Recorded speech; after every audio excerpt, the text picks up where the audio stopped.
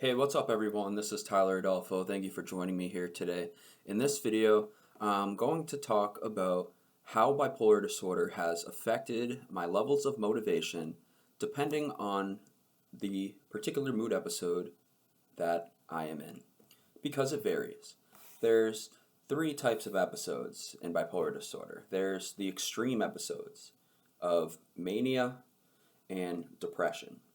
Mania, where everything is in a frenzy, your mind is hectic, it's on fire, you're experiencing symptoms like flight of ideas, you're talking fast, you have disorganized thinking, you're having grandiose delusions perhaps, or paranoid delusions, maybe even hallucinations in there.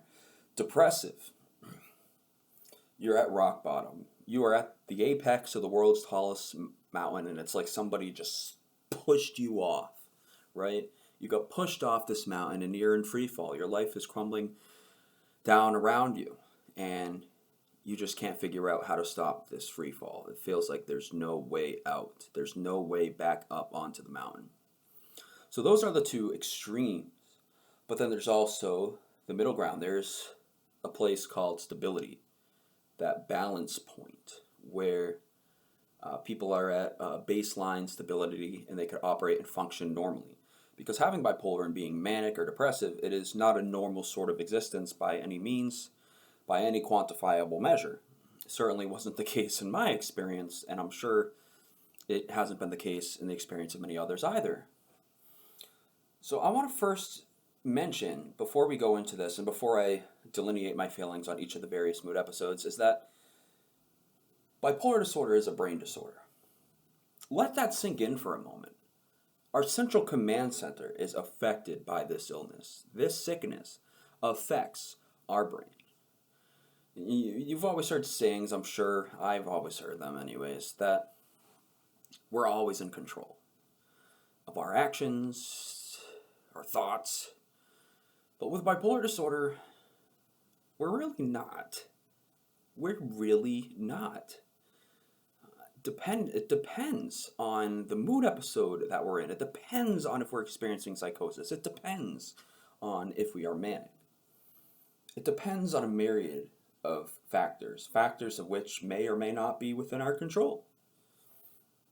And so, we have to take this condition serious because we're not always in control. We're not always in the driver's seat.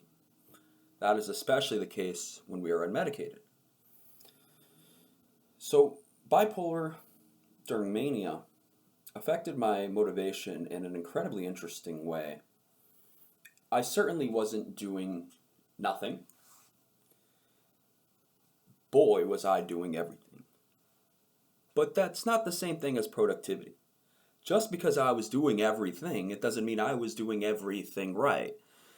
Just because I was doing everything, it doesn't mean I was doing everything productively.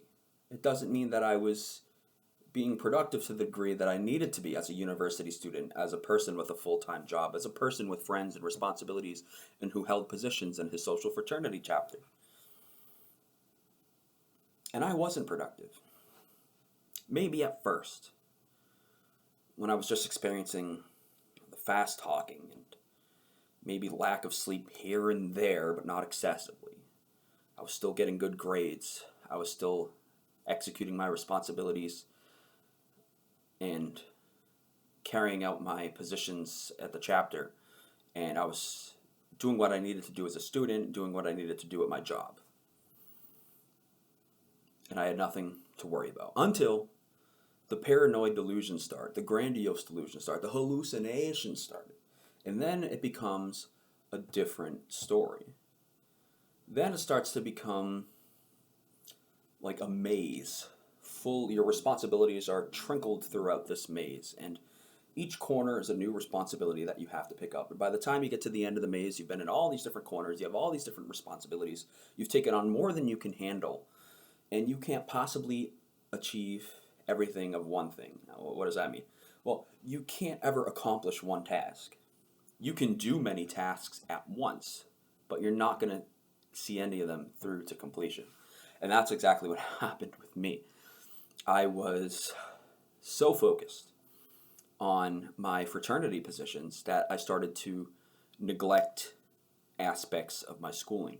And I was focused on so many things within my fraternity that I neglected other projects I was handling in the fraternity. So I was doing a suicide project. I was doing a project to combat racism. I was doing a project to combat sexual assault.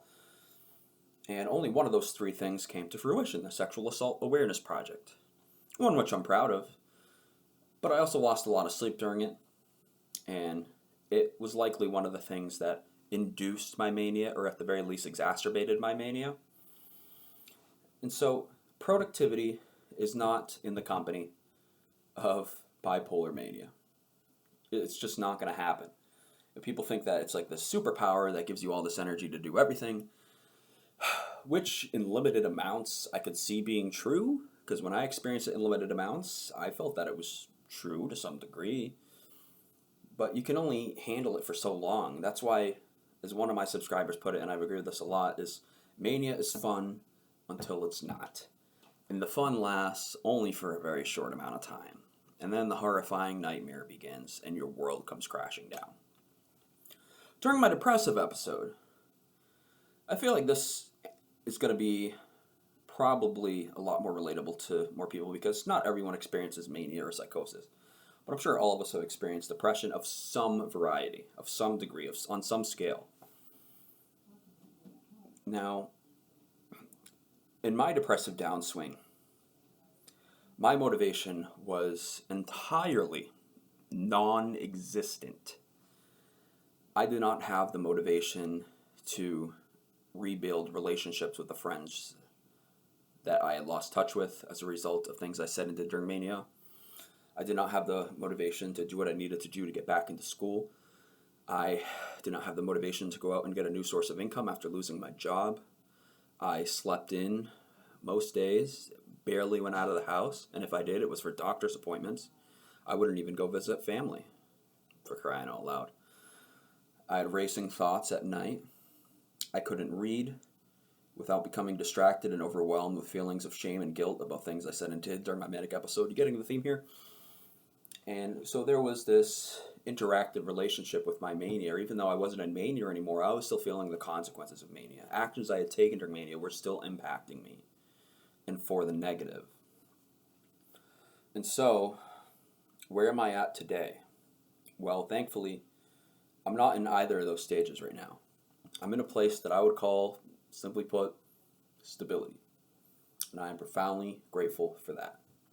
The reason I've gotten to this place of stability is because of treatment, because of therapy, most importantly, because of medications.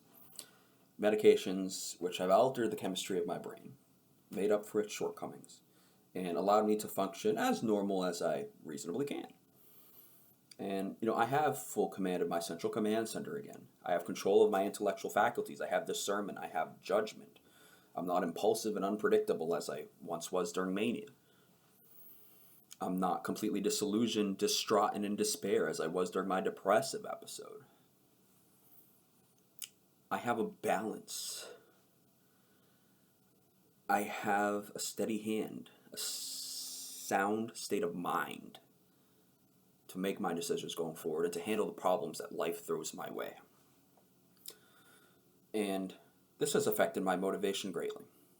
What has stability empowered me to do? It's empowered me to regain control of my life. I'm going to the gym again. I'm reading again. I'm taking up my passions. I'm playing video games again. I'm walking and running again. Even when I'm not at the gym, I'm doing those things. Walking and running. I am meeting with family again. I've reached out to former friends and have had a talk with them about what I went through, and they've been understanding and accepting. And so far, not one has had a negative reaction to me reaching out. And so I start to think, maybe all these thoughts I had about people reacting negatively or people thinking to this day about the things I said and did, maybe it was all just in my head. People have moved on. And I'm just so grateful to be where I am today.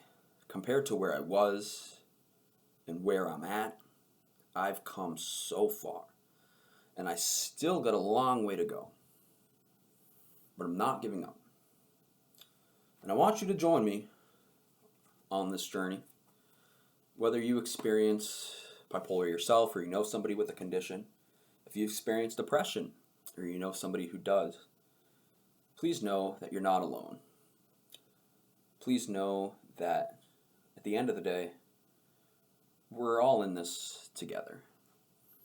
And there's no limit on what we can achieve when we all collaborate. When we work with one another, share our experiences and insights on what we've learned, how far we've come, it may inspire others, it may reinvigorate the fire within ourselves. There's a benefit to having a community like this. And so I'm going to ask you two things. I'm going to ask you to subscribe to the channel if you're new here. I'm going to ask you to like that video, but only if you liked this video, if you gained something from this video. Otherwise, you don't need to do that, right? But thank you for watching anyways. And I'll see you on the next one, everybody. Peace out, y'all. Hope you all have a wonderful day, you marvelous legends.